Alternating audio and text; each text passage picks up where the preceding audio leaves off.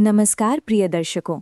आज की ये पावन कथा केवल एक ग्राम, एक परिवार या एक साधारण जीवन की कहानी नहीं है, बल्कि ये आस्था, कर्म, न्याय और मानवता की उस गहराई को स्पर्श करने वाली गाथा है जो हमारे भीतर सोई हुई चेतना को जगाने की शक्ति रखती है।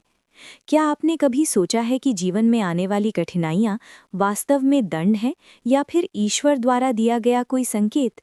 क्या शनि महाराज सचमुच भय के प्रतीक हैं या वे हमारे कर्मों के निष्पक्ष न्यायाधीश हैं जो हमें भीतर से मजबूत और शुद्ध बनाने आते हैं? आज हम जिस विस्तृत कथा को सुनने जा रहे हैं वो हमें केवल मनोरंजन नहीं देगी, बल्कि ये हमारे सोचने के तरीके को बदलने का सामर्थ्य रखती है। ये कथा हमें उस सत्य से परिचित कराएगी कि सच्ची भक्ति केवल पूजा पाठ तक सीमित नहीं होती, बल्कि वो सेवा, त्याग, धैर्य और निस्वार्थ कर्म में प्रकट होती है। जब कोई व्यक्ति विपरीत परिस्थितियों में भी अपना विश्वास नहीं खोता, जब वो अपने दुख से ऊपर उठकर दूसरों के आंसू पोंछने का साहस करता है, तब वास्तव में ईश्वर की कृपा उसके जीवन में उतरती है। क्या हम भी अपने जीवन में ऐसी ही अडिग श्रद्धा रख पाते हैं? क्या हम संकट के समय टूट जाते हैं या और अधिक सशक्त बनते हैं? इस कथा में आप देखेंगे कि कैसे एक साधारण परिवार की आस्था पूरे समाज के परिवर्तन का कारण बनती है, कैसे एक दृढ़ निश्चयी हृदय कठिन से कठिन समय में भी आशा का दीप जलाए रखता है, और कैसे शनिदेव की कृपा भय से नहीं बल्कि सत्य और सेवा से प्राप्त होती है। ये कथा हमें ये भी सिखाएगी कि कर्म ही हमारा वास्तविक परिचय है और न्याय से कोई भी ऊपर नहीं, परंतु जो सच्चे मन से पश्चाताप और सुधार का मार्ग अपनाता है, उसके लिए हर कठिन समय एक नई शुरुआत बन सकता है। तो आइए मन को शांत कर श्रद्धा और विश्वास के साथ इस दिव्य और प्रेरणादायक गाथा का आरंभ करें और स्वयं से ये प्रश्न करें कि क्या हम भी अपने जीवन में भक्ति को कर्म से जोड़कर एक नई दिशा दे सकते हैं। प्राचीन काल में सत्यग्राम नाम का एक अत्यंत समृद्ध, शांत और धर्म प्रधान ग्राम अपनी मर्यादा, सदाचार और आध्यात्मिक चेतना के कारण दूर दूर तक विख्यात था। ये ग्राम अमृतधारा नामक पावन और निर्मल नदी के तट पर बसा था, जिसकी धारा निरंतर कल कल निनाद करती हुई ऐसे बहती थी मानो प्रकृति स्वयं कोई अनंत मंत्र जप रही हो। उसका जल इतना स्वच्छ और पारदर्शी था कि उसमें झांकने वाला केवल अपना प्रतिबिंब ही नहीं, बल्कि अपने अंतर्मन की स्थिति भी देख सकता था। ग्रामवासियों की ये दृढ़ मान्यता थी कि श्रद्धा और विश्वास के साथ उस नदी में स्नान करने से मनुष्य के संचित पाप, मानसिक क्लेश, ईर्ष्या, अहंकार और निराशा का क्षय हो जाता है और हृदय में नई ऊर्जा का संचार होता है। क्या कभी आपने अनुभव किया है कि प्रकृति की गोद में बैठते ही मन स्वतः शांत हो जाता है? प्रातःकाल जब सूर्य की प्रथम स्वर्णिम किरणें अमृत धारा की लहरों पर पड़ती, तो ऐसा प्रतीत होता मानो असंख्य स्वर्ण दीपक एक साथ प्रज्वलित हो उठे हों, और संध्या समय चंद्रमा की रजत आभा जल को अमृतमय बना देती थी। तटों पर वट, पीपल और नीम के विशाल वृक्षों की सघन छाया में ऋषियों के छोटे छोटे आश्रम थे, जहां वेद मंत्रों की ध्वनि, धूप की सुगंध और पक्षियों का मधुर कलरव मिलकर ऐसा वातावरण निर्मित करते थे कि वहां प्रवेश करते ही मन श्रद्धा से झुक जाता था। क्या यही वो भूमि नहीं जहां अध्यात्म और जीवन एकाकार हो जाते हैं? इसी पवित्र ग्राम में माधव शरण और उनकी धर्मनिष्ठ पत्नी गौरी का निवास था। माधव शरण न्यायप्रिय, शांत और विवेकशील व्यक्ति थे, जो किसी भी विवाद को धैर्य और सत्य के आधार पर सुलझाते थे, जबकि गौरी सेवा, त्याग और भक्ति की सजीव प्रतिमा थी। उनकी शनिदेव के प्रति ऐसी अटूट श्रद्धा थी कि वे प्रत्येक शनिवार कठोर व्रत रखतीं, तिल के तेल का दीप प्रज्वलित करतीं, काले तिल और अन्न का दान करतीं तथा निर्धनों और असहायों को भोजन करातीं। वे सदैव कहतीं कि शनिदेव भय के नहीं बल्कि न्याय और कर्म फल के देवता हैं, जो मनुष्य को उसके कर्मों का दर्पण दिखाकर उसे सुधारने का अवसर प्रदान करते हैं। क्या हम अपने कर्मों के प्रति उतने ही सजग हैं जितना दूसरों की त्रुटियों के प्रति होते हैं? उनकी तपस्या और निष्कलंक आस्था के फलस्वरूप उनके घर एक तेजस्विनी कन्या ने जन्म लिया, जिसका नाम रखा गया आर्या। जन्म के समय ही उसके मुखमंडल पर अद्भुत प्रभा थी और उसकी आंखों में असामान्य गंभीरता झलकती थी। विद्वान जनों ने संकेत दिया कि ये बालिका साधारण जीवन के लिए नहीं आई है, बल्कि इसका जीवन लोक कल्याण और धर्म स्थापना के लिए समर्पित होगा।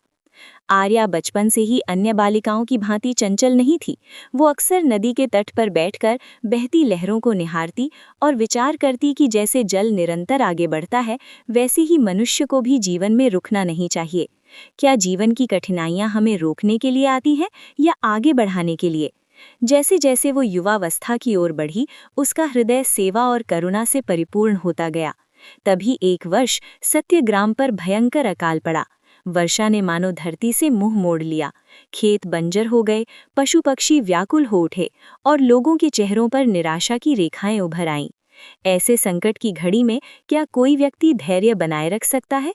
आर्या ने ग्रामवासियों को एकत्र कर कहा कि ये समय टूटने का नहीं, बल्कि जुड़ने का है। उसने घर घर जाकर अन्न संग्रह किया, सामूहिक भोजन की व्यवस्था की, जड़ी बूटियों से औषधि बनाई और बीमारों की सेवा में स्वयं को अर्पित कर दिया। उसकी वाणी में ऐसा विश्वास था कि निराश व्यक्ति भी आशा से भर उठता था। क्या यही सच्ची भक्ति नहीं कि संकट में भी दूसरों का हाथ थामा जाए? उसकी प्रेरणा से एक आरोग्य केंद्र की स्थापना हुई, जहां उपचार केवल औषधि से नहीं, बल्कि प्रेम, सहानुभूति और विश्वास से भी किया जाता था। आर्या प्रत्येक रोगी से कहती कि मन की शक्ति ही सबसे बड़ी औषधि है और सत्य का मार्ग ही सबसे बड़ा संरक्षण है। आगे चलकर उसने ज्ञान के प्रसार हेतु दीप ज्ञान केंद्र की स्थापना करवाई, जहां धर्म, नीति और न्याय के ग्रंथ रखे गए, ताकि आने वाली पीढ़ियां समझ सकें कि शनि की कृपा भय से नहीं, बल्कि सद्कर्म से प्राप्त होती है। क्या हम अपने जीवन में सेवा और सत्य को उतना स्थान देते हैं जितना हम सुख और सुविधा को देते हैं? ग्राम में कुओं का निर्माण हुआ, निर्धनों के लिए सहायता व्यवस्था बनी, पशु पक्षियों के लिए जलपात्र स्थापित किए गए और विधवाओं व वृद्धों के सम्मान हेतु विशेष प्रबंध किए गए। धीरे धीरे सत्यग्राम एक आदर्श ग्राम के रूप में प्रसिद्ध हो गया, जहां लोग दूर दूर से आकर सेवा और धर्म का पाठ सीखते थे। आर्या ने अपने जीवन से ये सिद्ध कर दिया कि शनिदेव कठिनाइयों के माध्यम से मनुष्य को तपाकर कुंदन बनाते हैं और जो व्यक्ति धैर्य, सत्य और निस्वार्थ सेवा का मार्ग अपनाता है, उसके जीवन से भय, निराशा और अशांति स्वतः दूर हो जाती है। अंततः ये कथा हमें ये सोचने पर विवश करती है कि क्या हम अपने जीवन में विपरीत परिस्थितियों को दंड समझते रहेंगे या उन्हें आत्मविकास का अवसर मानकर आगे बढ़ेंगे? क्या हम केवल प्रार्थना करेंगे या प्रार्थना के साथ कर्म भी जोड़ेंगे? और क्या हम अपने भीतर उस साहस को जागृत करेंगे जो कठिन समय में भी प्रकाश की लौ को बुझने नहीं देता? प्रिय दर्शकों, आपने इस विस्तृत और प्रेरणादायक गाथा को श्रद्धा और धैर्य के साथ सुना, इसके लिए हृदय से धन्यवाद। ये गाथा हमें केवल एक जीवन की कहानी नहीं सुनाती, बल्कि ये हमारे भीतर छिपी उस शक्ति को जगाती है जो कठिन परिस्थितियों में भी अडिग रह सकती है। क्या अब हम समझ पाए हैं कि शनि महाराज भय के नहीं, बल्कि न्याय और आत्मशुद्धि के देवता हैं? क्या हम ये स्वीकार कर सकते हैं कि हमारे कर्म ही हमारे भविष्य की दिशा निर्धारित करते हैं? इस कथा का सार यही है कि सच्ची भक्ति केवल शब्दों में नहीं, बल्कि सेवा, सत्य, धैर्य और निस्वार्थ कर्म में प्रकट होती है। जब हम असहायों की सहायता करते हैं, जब हम विपरीत परिस्थितियों में भी आशा का दीप जलाए रखते हैं, तब शनिदेव की कृपा स्वतः हमारे जीवन में उतरती है।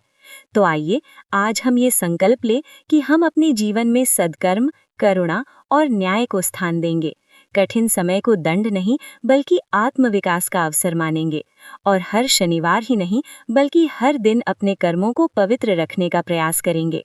यदि आपको ये कथा प्रेरणादायक लगी हो तो इसे अपने प्रियजनों के साथ अवश्य साझा करें, ताकि ये संदेश अधिक से अधिक लोगों तक पहुंचे। इसी प्रकार की और भी आध्यात्मिक और प्रेरणादायक कथाओं के लिए जुड़े रहिए, श्रद्धा बनाए रखिए और अपने जीवन में प्रकाश की लौ को सदैव प्रज्वलित रखिए। जय शनिदेव।